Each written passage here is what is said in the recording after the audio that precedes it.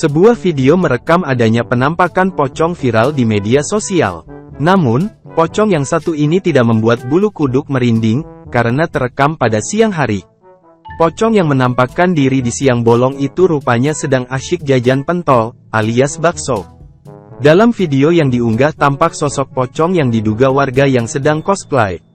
Warga yang diduga seorang pria itu mengenakan kostum kain putih yang terdapat bercak merah. Wajahnya pun terlihat seram dengan polesan makeup putih hitam. Meski tampil totalitas menyerupai hantu pocong, namun tidak membuat penjual pentol dan orang sekitar takut.